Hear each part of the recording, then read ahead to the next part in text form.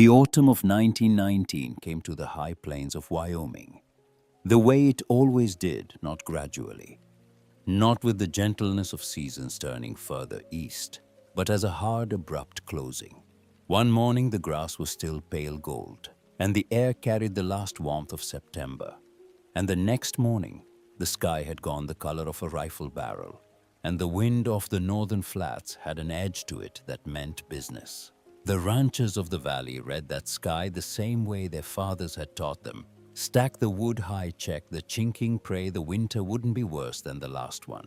Nobody was reading Vera Aldrin. She was out behind the cabin with a pickaxe when the cold first arrived, driving the blade into earth that had not yet fully hardened. And the rhythm of her work was so steady, so deliberate, that a man riding past on the county road would have slowed his horse and stared before he could stop himself. Not because a woman swinging a pickaxe was a sight no one had ever seen frontier women worked. Everyone knew that, but because of the geometry of what she was doing. The trench she was cutting didn't follow the fence line. It didn't angle toward the garden or the pasture. It ran perfectly straight 40 feet due north, beginning at the base of the cabin's back wall and driving toward the south face of the barn like a surveyor's line. There was intention in every mark she made in the dirt, a precision that didn't belong to ordinary digging. Whatever she was building, she had planned it long before she picked up the pickaxe. Samuel Aldrin worked beside her when his other chores allowed, which wasn't as often as either of them would have liked. He was a lean, quiet man of 32 who had the particular quality of competence that shows itself not in what a man says, but in what he reaches for without being asked. When Vera marked a line with string and stakes, Samuel drove the stakes. When she called for the level, he already had it. He didn't ask her to explain the plan in pieces. She had explained it whole one evening, 2 weeks before, with a stub of pencil and a board of scrap pine. And he had listened, the way he listened to everything she said, completely without interrupting, and with the specific attention of someone who is calculating the cost of being wrong if he doesn't understand correctly. He had asked 2 questions. She had answered them.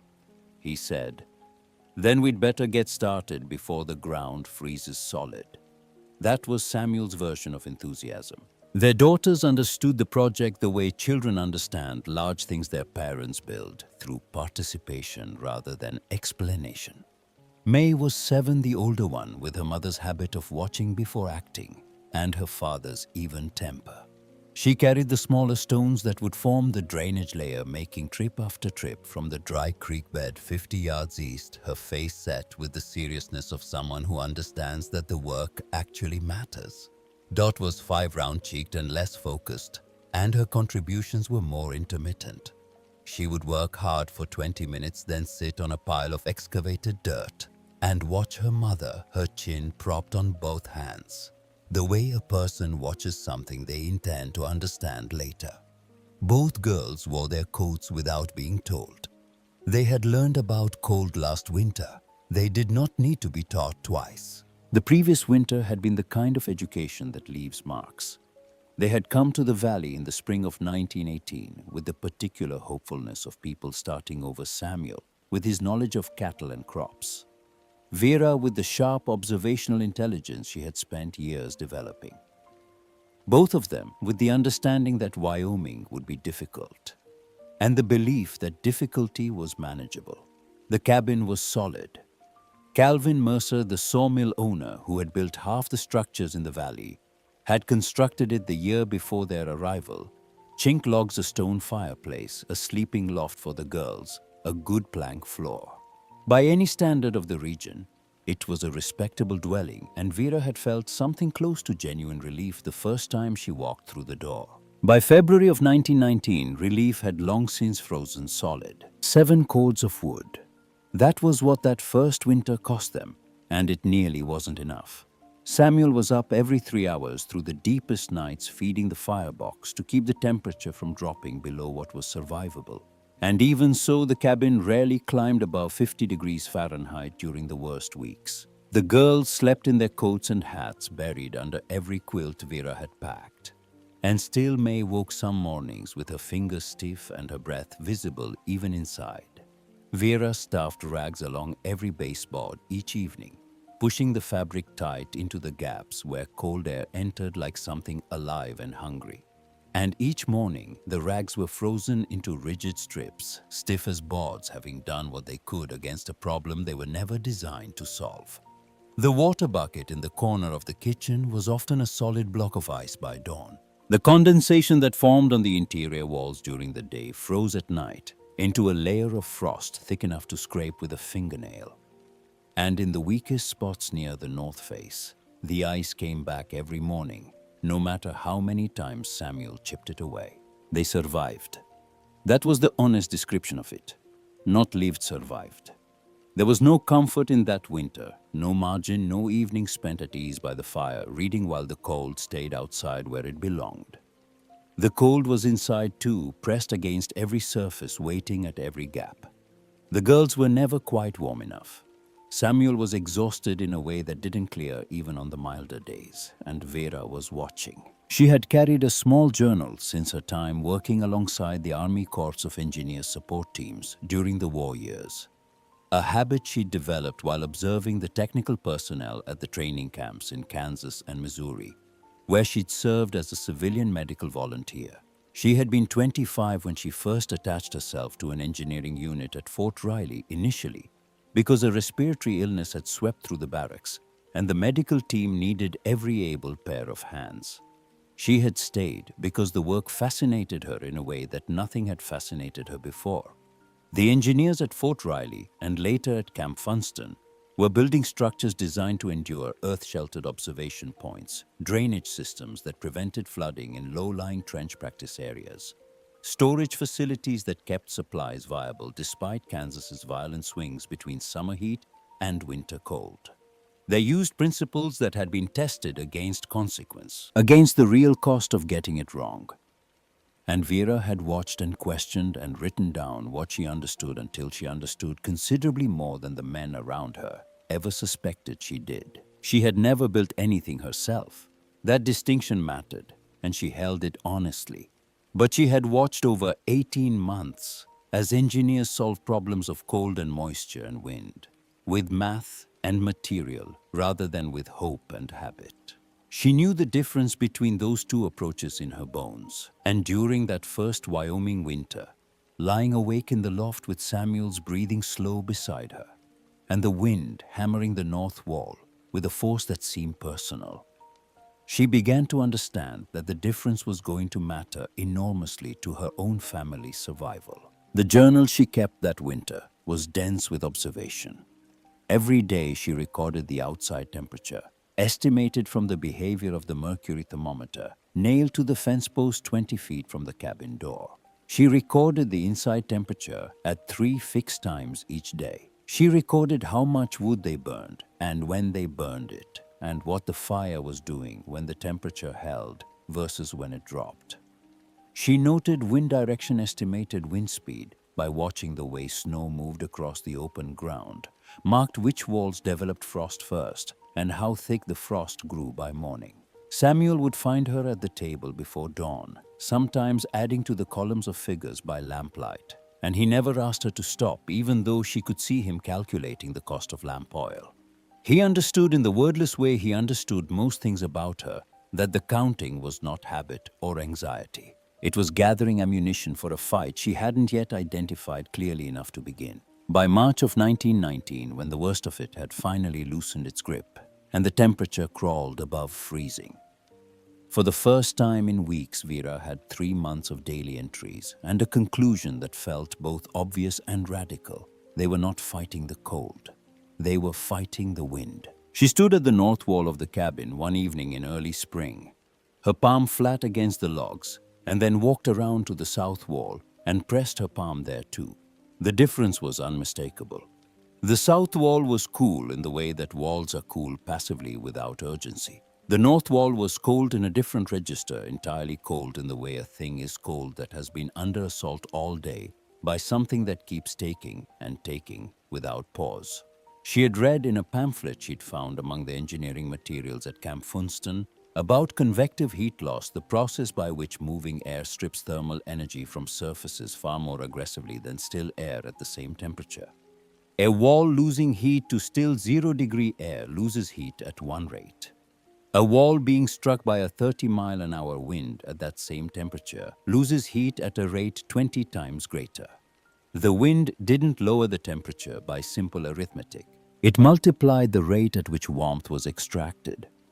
It was not cold as an absence of heat.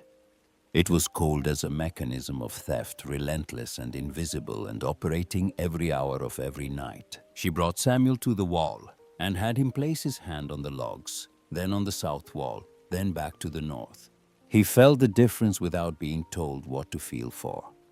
"The wind," he said, not a question. She nodded and told him, "We're not heating the cabin, we're heating the wind. Everything the fire makes the north face gives straight back to it. We're in a race we cannot win because we don't understand what we're running against." Samuel kept his hand on the cold logs for a long moment, feeling the steady drain of it. "Then what do we do about it?" Vera had already been thinking about that for 2 months. She turned and looked at the barn. It stood 40 feet north of the cabin, directly in the path of the prevailing wind that came straight down from the open high plains with nothing to stop it for miles. The barn was large and solidly built, filled with hay and livestock. Through the winter months, a significant structure, and in terms of wind resistance, completely wasted. It stopped the wind on its north face and accomplished nothing for the cabin. 40 feet of open ground separated the two buildings, and in that 40 feet, the wind rebuilt itself after passing around the barn's flanks and hit the cabin's north wall with nearly its full force restored. Every night, all winter, without exception. What if the two buildings were not separate things? What if the 40 feet between them was enclosed, not as another room, not as a structure meant to be inhabited, but as a corridor of managed air? A sealed channel between barn and cabin would accomplish 3 things simultaneously. It would block wind from ever contacting the cabin's north face. The air trapped inside the corridor, protected from wind movement, would create a buffer zone of still air between the exterior cold and the cabin wall. The same principle as the dead air space in a double-paned window scaled dramatically upward. And the barn itself, packed with animals and hay, generated its own residual warmth, not enough to heat the cabin, but enough to make the northern end of the corridor warmer than the open air, adding another layer of thermal protection at no additional cost. She drew it for Samuel on the scrap pine board that evening. The dimensions marked in pencil the cross-section of the earth, berm labeled carefully. If she packed the excavated soil against the corridor's exterior walls from grade level up to the eave line, the Earth's thermal mass would insulate the structure from the violent temperature swings that the high plains inflicted without warning. Earth froze and thawed slowly over weeks, not hours. A wall buried in it wouldn't experience the shock of a 30-degree temperature drop overnight the way an exposed wall did. The ground itself would become the insulating material, free and inexhaustible, and already present on the property. Samuel studied the drawing for a long time. $60 for materials if we can get the surplus sale at the old post, he said finally. Vera confirmed it. He looked at the barn, then at the cabin, then at the 40 feet of open ground between them that had spent the last winter slowly defeating his family. Then we start digging when the ground opens up. The materials came from a liquidation sale at the Army Surplus Depot, 40 miles east in late summer. Stacks of rough-cut lumber and corrugated tin sheeting that the government was selling by weight to clear inventory left over from the war effort. Vera walked through the stacks for 2 hours, calculating, selecting, rejecting, making notes on a folded piece of paper. The man running the sale watched her without comment for the first hour, and then began answering her questions before she finished asking them, the way a person behaves when they recognize without wanting to that they are dealing with someone who knows what they need. She came home with enough material to frame the corridor and roof it, a total expenditure of $60, and she and Samuel hauled it back in 2 trips. The digging began the next day, and the neighbors started to notice within the week. The trench ran 4 feet below grade, below the frost line, in a channel 10 feet wide and 40 feet long. At the bottom, Vera laid 6 inches of coarse gravel for drainage, a principle she had absorbed from watching Camp Funston engineers deal with the consequences of inadequate groundwater management in earthwork projects. Water that couldn't drain collected, froze, expanded, and destroyed from below by spring. The gravel made the water move rather than accumulate. On the gravel, she built low fieldstone walls 2 feet high, mortared with a clay and sand mixture she made on site from materials on the property. This was the foundation below frost stone on gravel designed to stay put. The framing went up on the stone foundation. Surplus lumber, rough and honest, notched and nailed into a structure that rose 6 feet at the peak, with a low-pitch roof designed to shed snow rather than let it pile. Vera spent 2 full days on the roof herself, laying tar paper in overlapping courses before the tin sheeting went over it. Each seam doubled generously against moisture infiltration. Where the new roof met the existing log walls of the cabin and the barn, she fabricated, flashing from scrap tin, hammering it by hand into shapes that directed water away from the junctions and prevented the seepage that would rot the logs from the outside in. Every gap she could identify, she sealed. She cut 2 small shuttered vents into the east and west walls. Near the eave-line openings, she could control seasonally to prevent moisture condensation from building up in the milder months when the corridor temperature would rise. Then she began piling earth.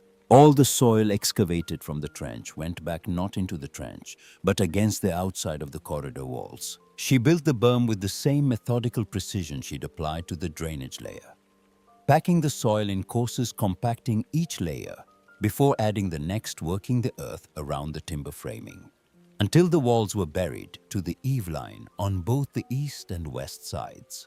What had been a framed wooden structure became a grass-covered mound. The earth berm would freeze in winter, but slowly, the same way the ground itself froze from the outside inward over weeks rather than overnight. By the time the exterior surface of the berm reached true frost, the corridor wall inside it would still be significantly warmer than open air. The total cost entered in the household ledger, in Vera's precise hand, $120, $75 for the surplus materials, $30 for additional lumber from Mercer's mill, $10 for hardware and tar paper, $120 to put a coat on the north side of the house. The finished structure was, by any conventional measure, strange. A long green mound had grown between the cabin and the barn, its surface showing the pale stubble of grass seeds Vera had scattered over the packed earth to hold it against wind erosion. The cabin, which had stood alone on the prairie with the exposed dignity of a sensible frontier dwelling, now looked as though something had grown up against it from the north, as though the land itself had decided to intervene.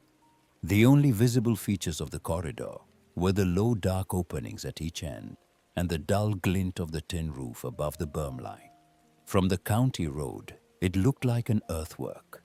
From the kitchen window of the cabin, it looked like the north wall had acquired a shadow that didn't move. Vera and Samuel stood looking at it on the day it was finished, an afternoon in early October, with the sky the particular transparent blue that precedes serious cold. Samuel's hand rested on her shoulder. "People are going to think we've lost our minds," he said, not with doubt, but with the clear acknowledgement of someone who has accurately predicted the shape of the difficulty ahead. "Let them think it," Vera said. She kept her eyes on the northern horizon where the blue was hardest and most absolute. "We'll know what the numbers say." Calvin Mercer arrived within the week because the structures in the valley were his professional territory, and the Aldrin place had been doing something visible and strange for 2 months, and professional responsibility demanded he assess it. He was a stocky, direct man of 60, self-taught and broadly competent, whose authority rested on the legitimate foundation of 3 decades of work that had survived Wyoming winters without major failure. He walked around the completed corridor with his hands in his jacket pockets and the expression of a man withholding a verdict until he had looked at everything he needed to look at. He kicked at the base of the earth berm, with his boots studied the roofline, pressed his hand against the junction where the new roof met the cabin wall. When he turned to face them, his verdict was delivered without malice, which was the thing about Mercer that Vera would remember long after the winter proved him wrong. He was not cruel about it. He was certain, and certainty in a man who has built 30 years of structures that didn't fall down is nearly indistinguishable from expertise. He pointed to the roof junction at the cabin wall and described exactly how snow would pile there, melt, seep into the logs, and begin the process of rotting the north wall from the outside. He had seen it happen with every similar configuration he'd encountered in 30 years of building. He kicked the berm again and explained that wood buried in earth invited the moisture and insect infiltration that would make the structure a ruin by its second spring. He spoke with the patient finality of someone explaining a physical law. Vera listened until he was finished. "The junction is flashed and sealed," she said. "The drainage layer is 6 inches of coarse gravel below frost line. The earth berm is compacted in courses with a grass cover seeded for erosion control." Mercer shook his head, not dismissively, but with the specific resistance of someone who has decided the argument exceeds the other person's competence to make. "It's not about the drainage," he said. "Wood needs to breathe. You've buried this structure alive." Vera held his gaze steady. "We'll have data by January." He left the way men leave disagreements they believe they have already won. Vera watched him go and felt nothing resembling defeat. She went inside and recorded the day's temperature in her journal. The social pressure arrived with the particular efficiency that small communities achieve when they agree on a target. It operated primarily through Samuel rather than Vera, because in the social accounting of the valley, the fault lay with the husband who had permitted his wife to redesign their home. Hank Briggs raised his voice at the trading post when Samuel came in for supplies loud enough to fill the room. "Look who's here," the gopher came up for air. The laughter that followed was the nervous kind, the kind that happens when a crowd is uncertain whether something is cruel or just funny and defaults to the easier response. Samuel paid for his goods and walked out. He told Vera about it that evening without embellishment because she asked directly, and he didn't believe in softening information that she needed to have. "Briggs is calling it the Coward's Corridor," he said, "and you the gopher. It'll spread." It did spread. The name moved through the valley with the ease of something that contains enough cruelty to be memorable and enough humor to be repeatable. Women in the valley approached Eleanor Holt with what they framed as sympathy, asking with the particular care of people enjoying what they're asking, whether the Aldrin woman was feeling well, whether the move from wherever she'd come from had been harder than expected, whether Samuel was managing all right. Eleanor answered each inquiry with a brevity that communicated her opinion of the question without stating it. She had been watching the Aldrin place with straightforward attention for weeks, and what she saw was not a woman losing her mind. What she saw was a woman working with the specific unhurried purposefulness of someone who has thought something through completely and is now executing the plan. She came on a Thursday with a covered dish and no agenda beyond common decency. She set the dish on the kitchen table, looked out the window at the corridor's berm, and then looked at Vera directly. "I don't understand what you've built," she said. "I won't pretend otherwise. But I've watched you work for 3 weeks, and I've seen the way you look at that north wall like it owes you something, and you've worked out how to collect." She didn't wait for a response. "I think you know what you're doing. I wanted you to know that someone around here believes that." Vera had not understood until that moment how much the isolation had cost her, the mockery she could carry, but the absence of anyone who simply believed her without conditions, without requiring proof first, had been a weight she had been managing without recognizing it as weight. What she said to Eleanor was, "Come back in January, I'll show you the numbers." Eleanor said she would. Thomas Wick came on a Sunday because that was his habit for visits, and arrived with the air of a man coming to prevent something he still believed was preventable. He was Samuel's older brother, broader in the shoulders, slower to revise his thinking. A rancher whose operation ran on the principle that the methods his father had used were the methods most likely to hold. He stood outside the corridor and said almost precisely what Vera had anticipated, because Thomas was nothing if not predictable in the structure of his reasoning. He framed it as concern for Samuel's standing in the community. Men here were measured by their choices and their buildings, he said. And what had happened at the Aldrin place was going to mark Samuel as either frightened or incompetent. The community's opinion was the foundation everything else rested on, and that foundation was being chipped at. Samuel waited until Thomas was finished. Thomas, we burned 7 cords last winter, and my daughters slept in their coats every night. If you have a better solution, I'm listening to it. Thomas didn't have a better solution. He had tradition, which was a different thing, and both of them knew it. He rode home without having changed anyone's mind. But before he climbed back on his horse, he looked at the berm for a long moment. The look of a man who has not yet been persuaded, but has recognized that the argument is more complicated than he walked in assuming. The last days of October brought the first hard freeze, and the valley settled into its pre-winter posture. Wood-stacked and counted animals moved closer in conversation at the trading post, shifting from the harvest to the weather, with a particular grimness that was professional rather than fearful. People who live with serious winters don't fear them the way others do. They respect them with the specific calculated respect one brings to a force that will kill you if you miscalculate it. The preparations were the same as every year: more wood, better chinking extra hay for the stock. The unspoken consensus distributed through the valley, like weather itself, was that what the Aldrin woman had built would not survive contact with a real Wyoming winter. Mercer had said so. Thomas had said so. The accumulated experience of the valley said so. Vera added a line to her journal on the last evening of October. Outside temperature 18 degrees Fahrenheit, inside temperature 54.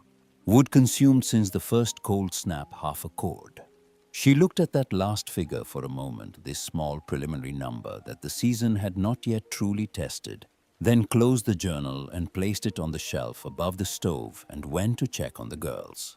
The sky the next morning was the color of an old scar, and the wind off the northern flats had stopped pretending it was autumn. November arrived without mercy and without announcement. The temperature dropped 40 degrees in 18 hours, a fall so steep that the creek east of the property froze mid-current, the water locked into shapes that looked almost intentional. The sky went white and stayed white. The wind off the northern plains arrived with the constancy of something that had made a decision and intended to keep it not gusting, not variable, but a steady, unrelenting pressure from the north that bent the dry grass flat and held it there. By the second week of November, the valley had stopped debating whether the winter would be hard and had begun the practical business of surviving it. Vera's journal entries from those first weeks read like dispatches from a controlled experiment, which was exactly what they were. November 8th, outside temperature 14 degrees, inside temperature 61, wind from the north-northwest at an estimated 25 miles per hour. Wood consumed in the past 48 hours, 12 pounds of cottonwood. November 12th, outside temperature 2 degrees, inside temperature 58. Wind speed estimated 30 miles per hour. Wood consumed 16 pounds over 48 hours. She recorded them with the honesty of someone who understands that data is only useful if it is kept without favoritism. The temptation to round a number in a favorable direction was a temptation she refused on principle. The journal was not a story she was constructing about herself. It was a record of what was happening. What was happening through November and into the first brutal weeks of December was impossible by the standards of everything the valley believed it understood about keeping a family alive in a Wyoming winter. 20 miles south, the Colby Ranch was burning through 2 cords of seasoned hardwood every month to hold the main house at 42 degrees Fahrenheit. The foreman's children had developed coughs that worked through the nights, like something embedded in their lungs. Rooms held at 42 by fires consuming oxygen faster than the drafts could replace it. develop a staleness that settles into the chest over weeks. 8 miles east. Thomas Wick's household was going through nearly 2 cords of mixed wood every 4 weeks, and his wife had taken to melting snow on the stove each morning because the pump at the well had frozen solid. Thomas was carrying this privately, without telling Samuel, because the gap between what he'd spent the autumn saying and what his woodpile was now telling him was a gap he wasn't ready to measure aloud. The failures multiplying across the valley were not dramatic. They were grinding and cumulative, and they wore people down rather than breaking them in ways that could be pointed to and named. Families with woodcut green or stored wet found their fires, producing smoke without heat, the moisture in the uncured wood consuming energy to boil off, before combustion could properly begin, filling cabins with acrid haze that burned the eyes and did almost nothing for the temperature. Several households burned too hot in desperation, packing their fireboxes past reason to chase the cold back, and set their chimney liners alight with the creosote that a season of maximum effort burning deposits in dense layers. Livestock died in their lean-tos, frozen standing. The valley absorbed each loss in the particular silence of people who have agreed collectively that the cost of endurance is not to be spoken of while the enduring is still in progress. Then people started noticing the smoke from the Aldrin chimney. Nora Pemberton, who rode past the property every morning on her way to her sister's place 2 miles west, first mentioned it at the trading post. The smoke from that chimney was different, pale and thin, and rising in a nearly vertical line, even on the windiest mornings, the way smoke rises from a fire burning at a measured pace rather than a desperate one.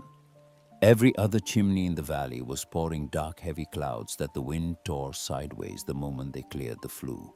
The Aldrin chimney looked like a fire burning exactly as much as it needed to, and not one stick more.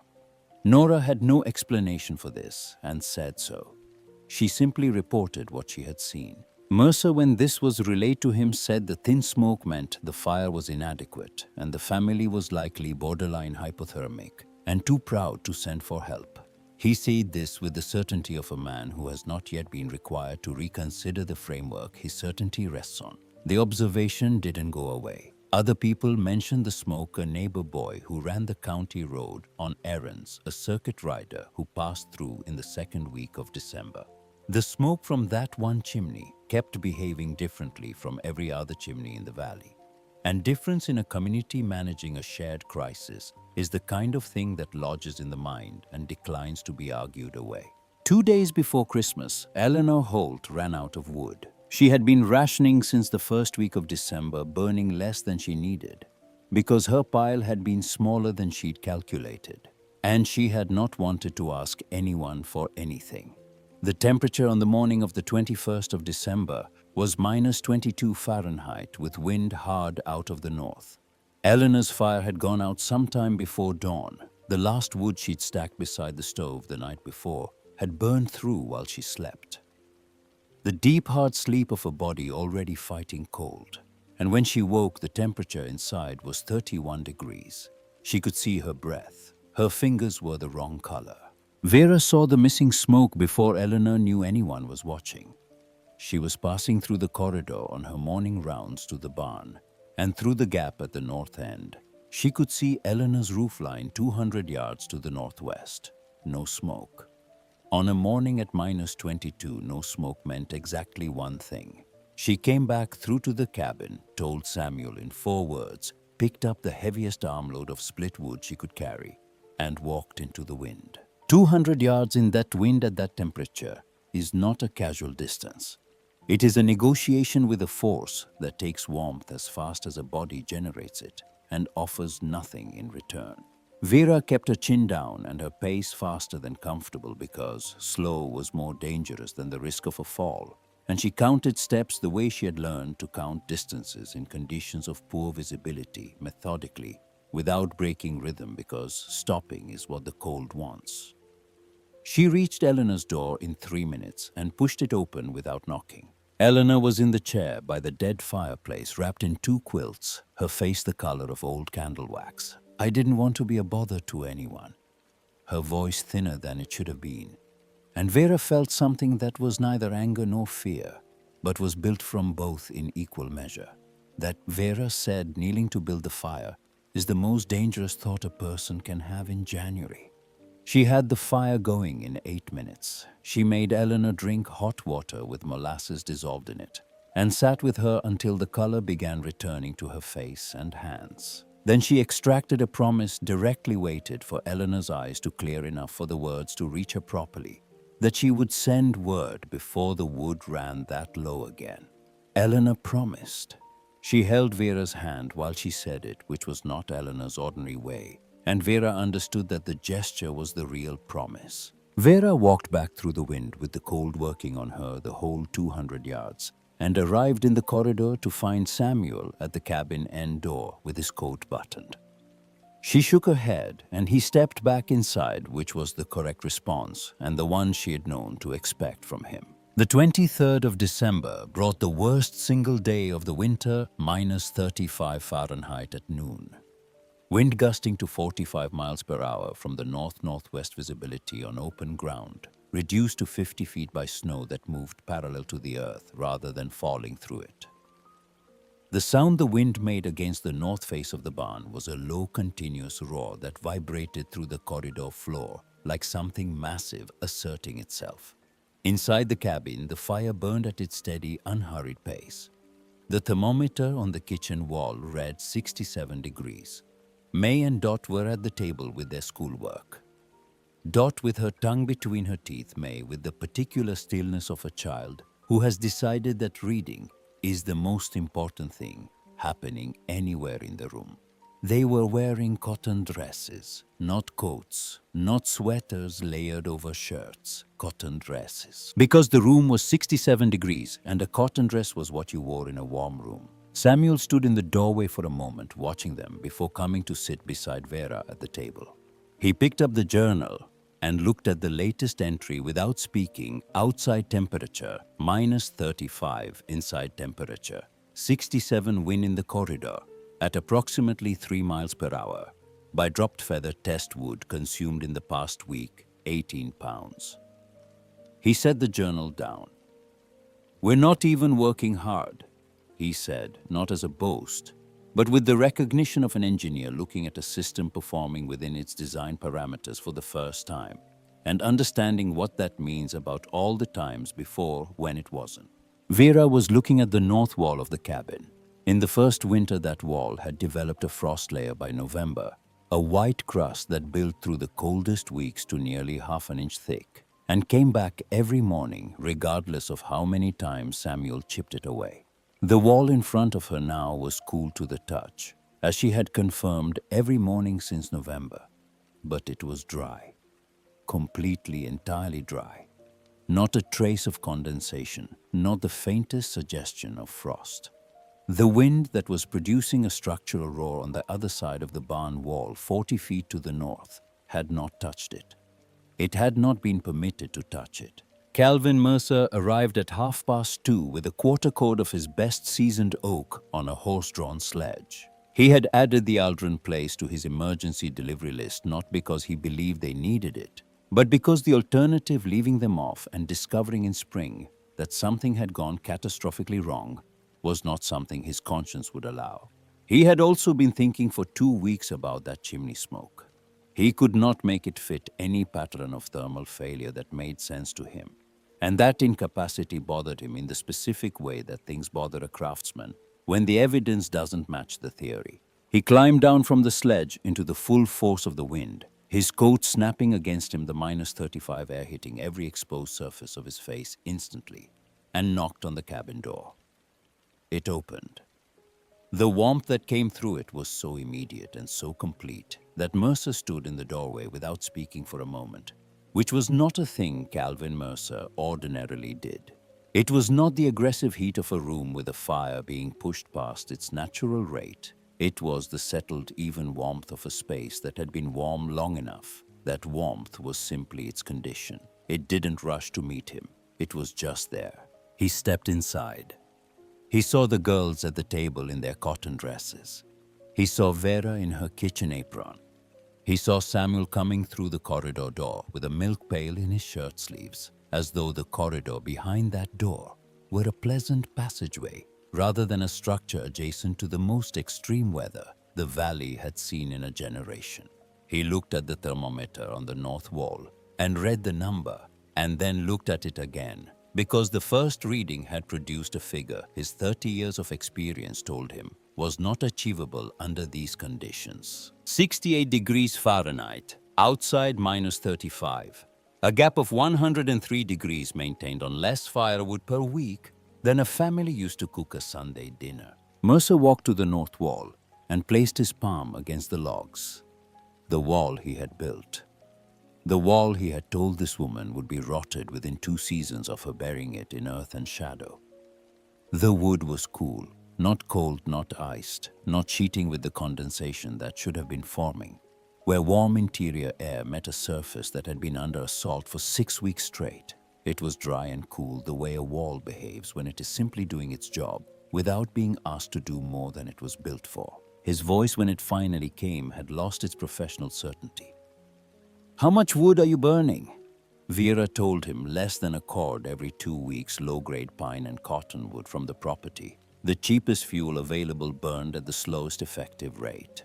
Mercer did the arithmetic automatically, the habit of a builder who has spent 30 years calculating materials against outcomes. He was burning 2 cords of premium seasoned oak per month.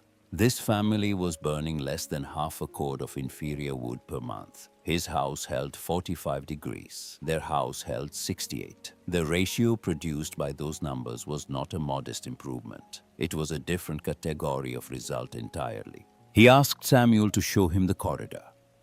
Samuel opened the door and Mercer stepped through.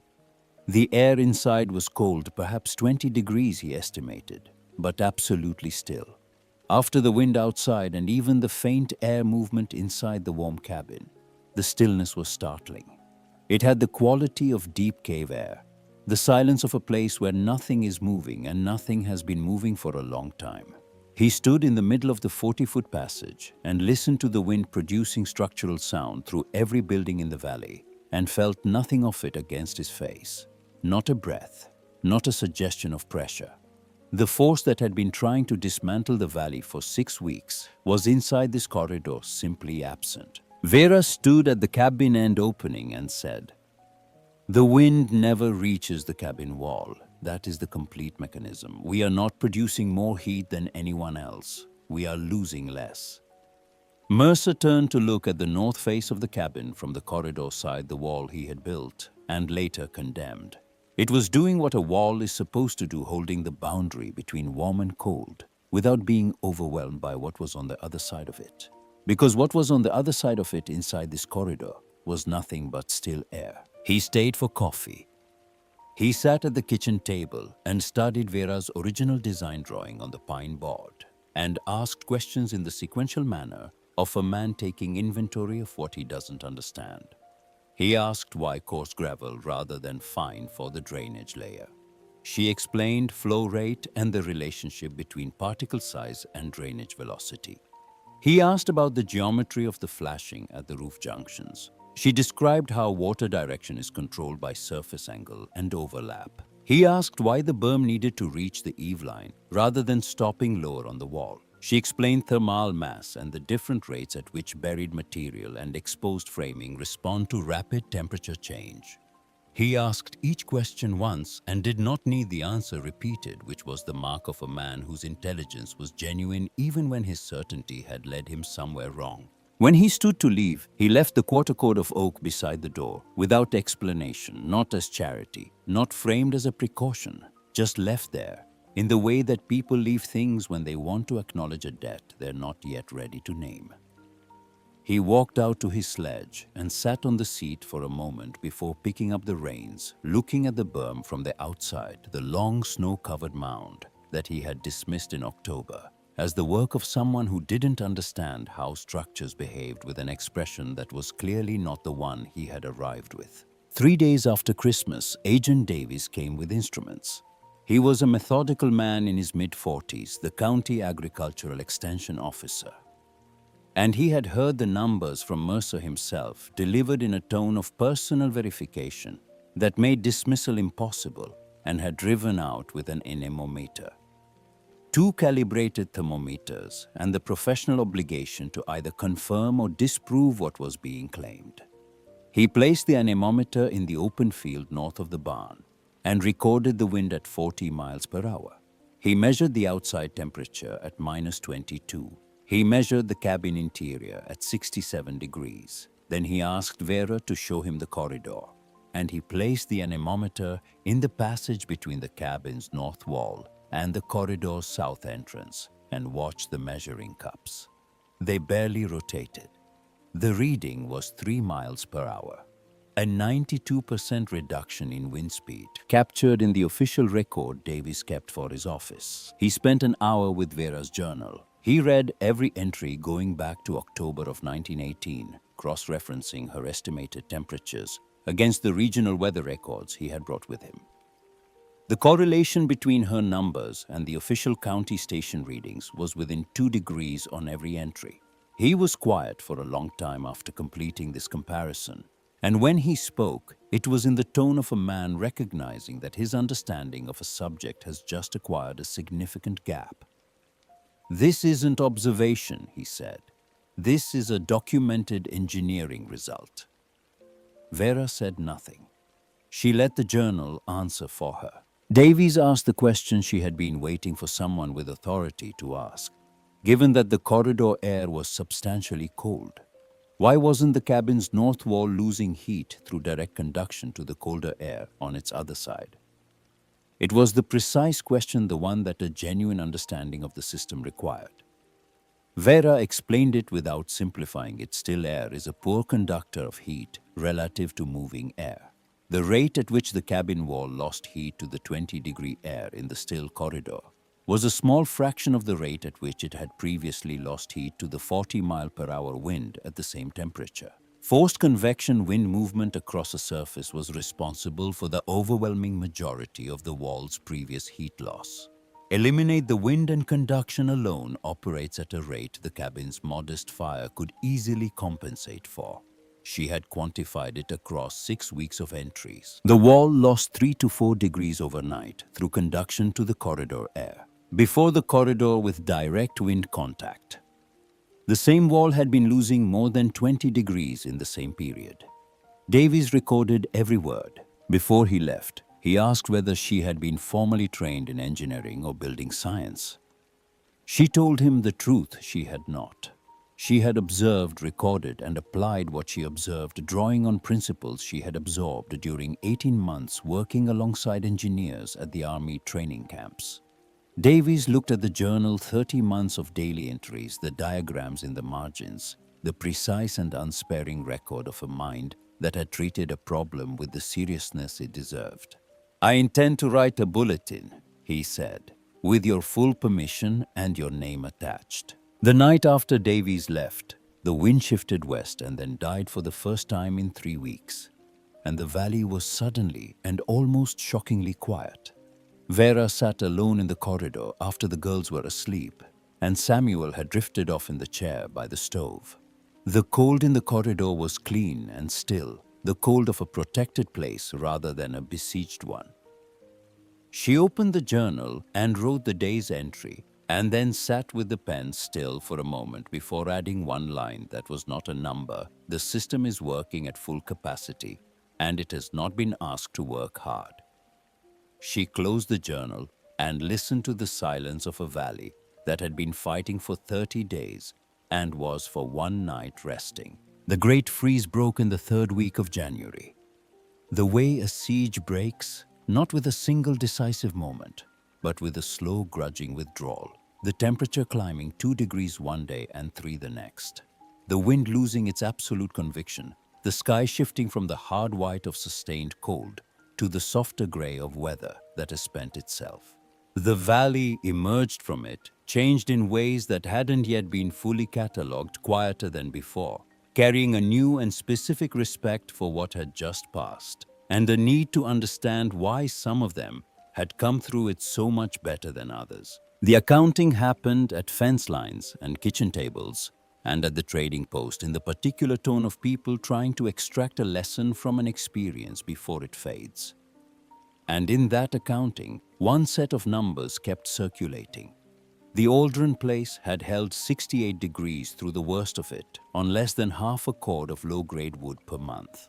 The Colby Ranch had held 42 on 2 cords of prime hardwood. Thomas Wick's household had held 48 on nearly 2 cords of mixed fuel. Calvin Mercer's own house had held 45 on 2 cords of the best seasoned oak available in the county. These numbers laid side by side did not produce a modest difference. They produced a categorical indictment of everything the valley had been doing for decades, delivered not by anyone making an argument, but by the winter itself, which had applied identical pressure to every structure and allowed the results to speak in the language of temperature and fuel weight that no one could argue with. Thomas Wick was the first to come.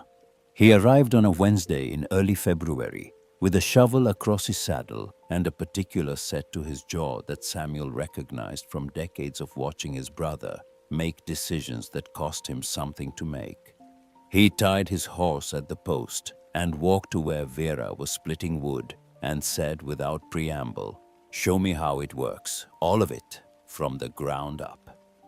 She spent the afternoon walking him through every element in sequence: the drainage bed, the stone foundation, the timber framing the earth, berm, the flashing, the shuttered vents.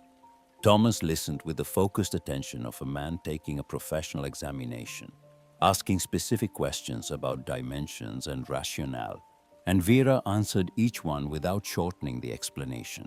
She had learned from watching the Fort Riley engineers that the person who understands why something works can adapt it to different conditions, while the person who only knows what to build is lost the moment conditions change. Thomas stood in the corridor near the end of the afternoon with his hand on the cabin's north wall, feeling what Mercer had felt 6 weeks earlier: the dryness, the cool stability, the wall that was simply holding rather than fighting. He didn't say what he was thinking. He thanked her briefly, retrieved his horse and rode east. That spring, he built a wind wall 40 feet north of his own cabin, a solid timber and board barrier 10 feet high, simpler than Vera's full corridor, without the earth berm, but designed on the same principle of creating a zone of still air between the prevailing wind and the cabin's most vulnerable face. The following winter, his wood consumption dropped by 40%. The winter after that, he added a partial berm along the east wall and dropped it another 15. He sent 2 neighbors to Vera's door with shovels on their saddles, and that said everything that needed to be said about where he had landed on the question. Davies published his bulletin in September of 1920. Its title was precise and dry in the manner of government agricultural documents: an innovative method for mitigating convective heat loss in plains. Homesteads with annotated data from the winter of 1919 to 1920. It ran to 14 pages and included Vera's original diagrams reproduced by a draftsman in Davies' office from the copies she made on proper paper at his request, alongside his own instrument readings, and a comparative fuel consumption table drawn from 7 valley households who had agreed to participate. The attribution on the title page read, "Primary Design and Observational Data. Vera Aldrin, Sweetwater County, Wyoming, 1919." Davies had raised the question of attribution directly, and the conversation had been brief. He explained the practical reality that official documents of this kind rarely carried women's names in a primary technical role, and that resistance from the state office was possible. Samuel, mending harness at the kitchen table, looked up and said, "I dug the trench. I didn't design what went in it. My name doesn't belong there." Vera looked at Davies and said she wanted her name on it not for herself, but because somewhere in Wyoming or Montana or the Dakotas, there was a woman standing at a cold wall observing and thinking, and that woman needed to know the thinking counted.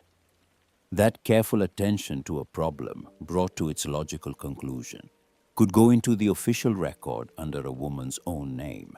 Davies wrote it down and submitted it as written, and it went through without the resistance he had anticipated. Possibly because the data was so unambiguous that no one at the state agricultural office wanted to be on record as the person who had questioned it. The community meeting Davies organized that spring was held at the trading post on a Thursday evening.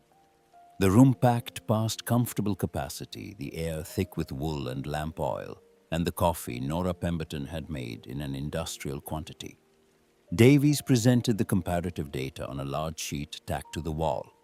The fuel figures, the temperature readings, the anemometer results in the tone of a man presenting evidence he considers to require no interpretation.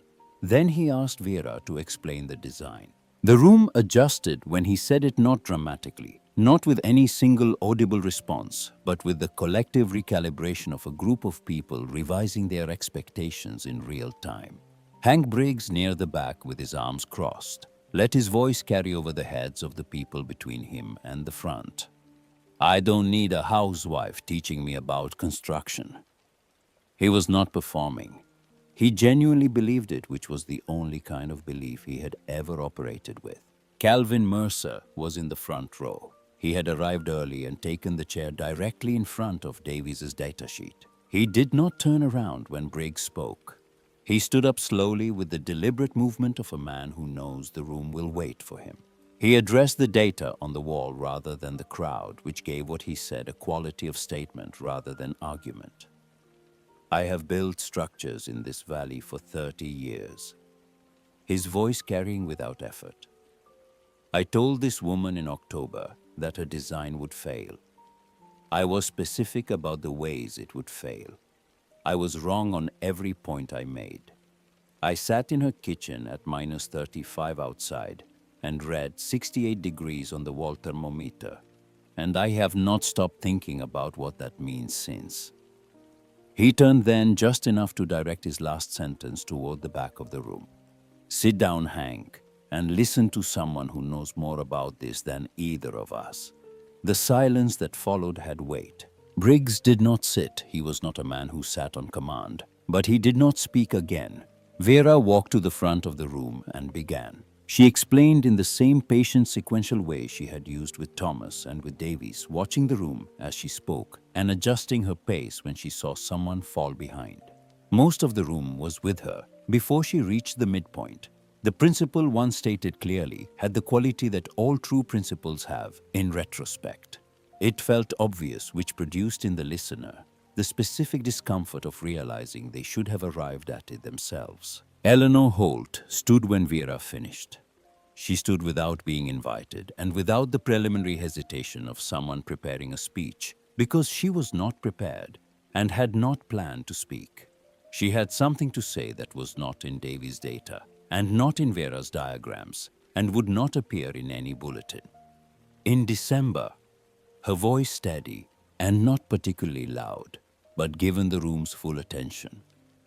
On a night when it was 30 below, and I was out of wood, and I hadn't told anyone because I didn't want to impose on anyone, this woman walked 200 yards through that wind to bring me fuel. I don't know the engineering.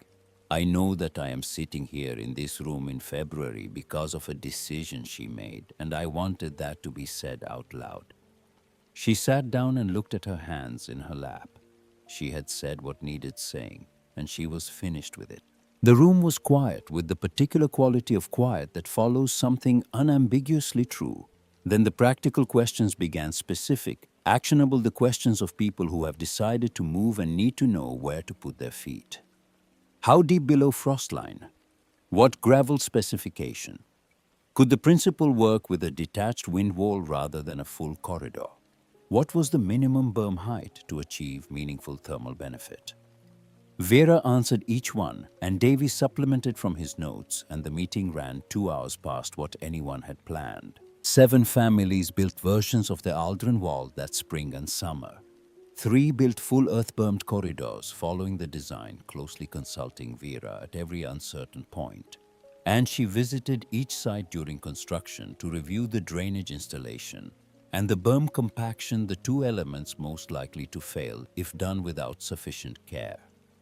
4 built simpler variations, wind walls, partial berms. 1, a double-walled storage lean-to packed between the layers with sawdust insulation that engaged a different aspect of the same thermal principle. All 7 reported meaningful reductions in fuel consumption the following winter. The simplest version reduced one household's wood consumption by 30%. The most complete version came within 5% of the Aldrin figures. By the winter of 1921, 19 structures in the valley had some form of northern thermal protection. The aggregate wood consumption of the county, as recorded by the Extension Office, showed a measurable decline from the 5-year average, the first such decline in the county's recorded history during a period of population growth. The name Briggs had coined in that autumn of ridicule was gone entirely from use. The structure was called the Aldrin Wall. In conversation, sometimes the Wyoming Wall in print, and it carried the straightforward authority of a thing that has been measured against consequence and held. The bulletin traveled further than either Vera or Davies had anticipated. By the end of 1920, it had reached agricultural extension offices in Montana, North Dakota, and South Dakota. By 1922, it was being cited in a University of Wyoming construction efficiency report. By 1925, variations of the earth-bermed windbreak were appearing in building guidance issued by state offices whose officials had never heard the name Aldrin. The principle filtered through 2 or 3 intermediate sources, adapted slightly at each step passed forward.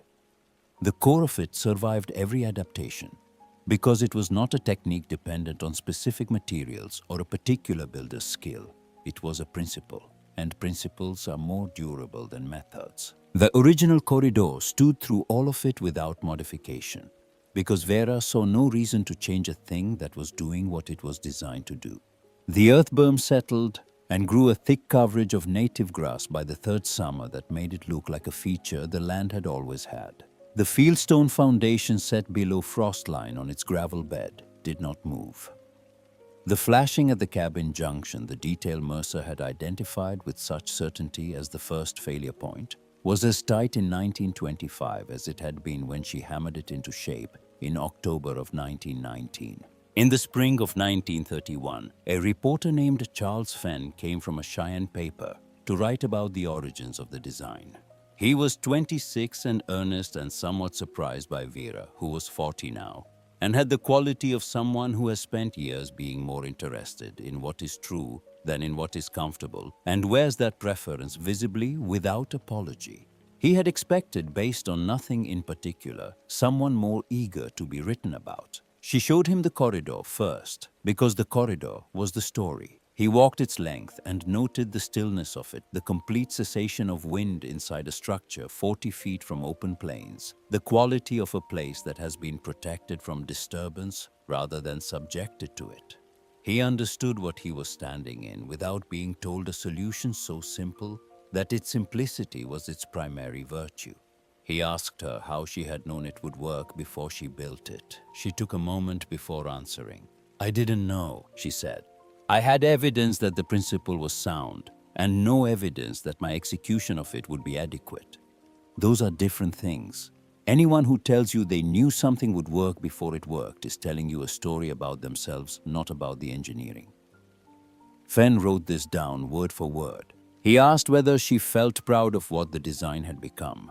The bulletin, the adoption across multiple states, the buildings constructed by people who had never heard her name. She considered the question with the seriousness she brought to questions she found genuinely interesting. "The principle isn't mine," she said. "Convective heat loss was documented long before I was born. Still air insulates better than moving air. Any engineer knew that. What I did was notice that we were building houses as if that fact didn't exist, and then build one as if it did." She looked through the corridor's north opening at the barn wall beyond it, standing where it had stood for 12 years, taking every blow of every winter intended for the cabin behind it. "The high plains didn't need me to invent something new. They needed someone to pay attention to what was already true." His last question came near the end of the afternoon, when the light was going long across the plains, and May 19, now home from the state normal school for the week, was visible through the kitchen window, bent over a technical manual at the same table where she and Dot had done their schoolwork in cotton dresses during the worst cold in living memory.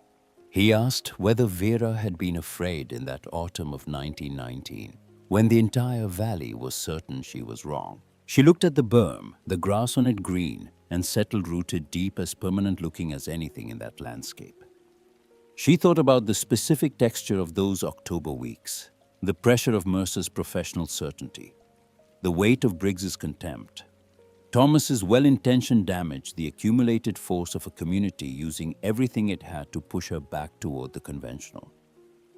She thought about standing at the cold north wall in early spring, with her palm flat against the logs, feeling the heat being drawn steadily out of them, and knowing, not hoping, not guessing, that what she had identified was real, and what she intended to build would address it. "I was afraid of the cold," she said.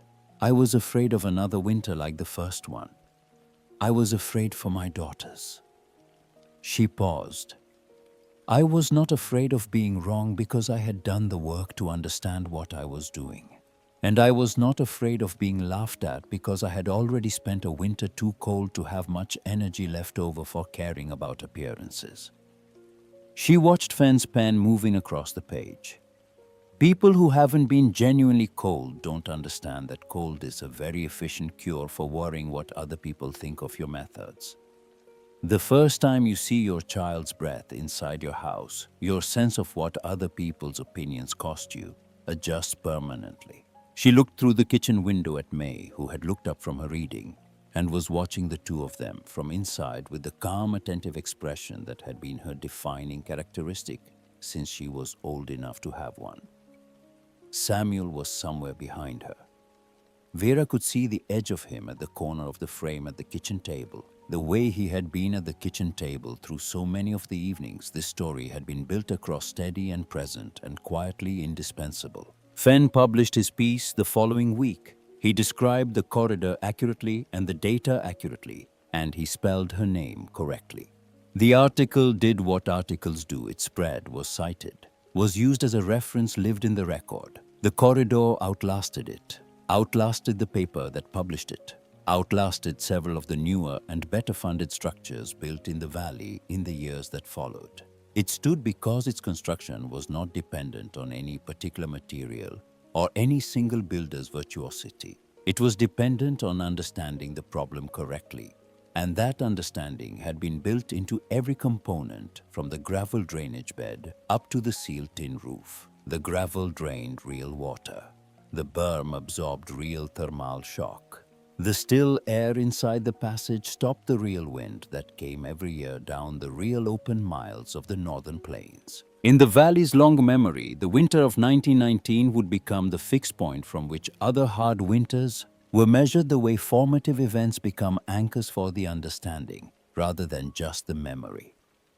People who had been children during it described it to their own children with the particular vividness reserved for things that change you rather than merely happen to you. And in those accounts, the detail that consistently appeared, the one that made people pause even when they were hearing it for the third or fourth time, was never the fuel numbers or the anemometer readings. It was the cotton dresses.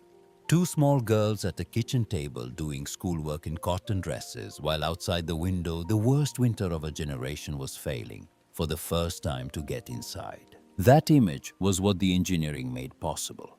Not a ratio, not an efficiency gain. A childhood lived in ordinary warmth, which was not ordinary at all in that place in that time, and which existed because one person had pressed her palm against a cold wall and refused to accept that endurance was the only available response to what she felt there. The earth knew how to hold warmth. The wind knew how to take it.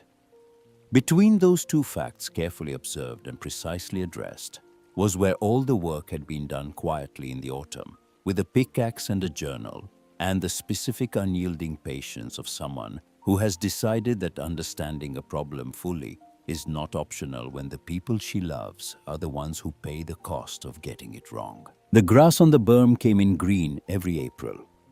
Dependably, year after year, the way things come back when they are properly rooted, and the conditions they were built for are exactly the conditions they are given.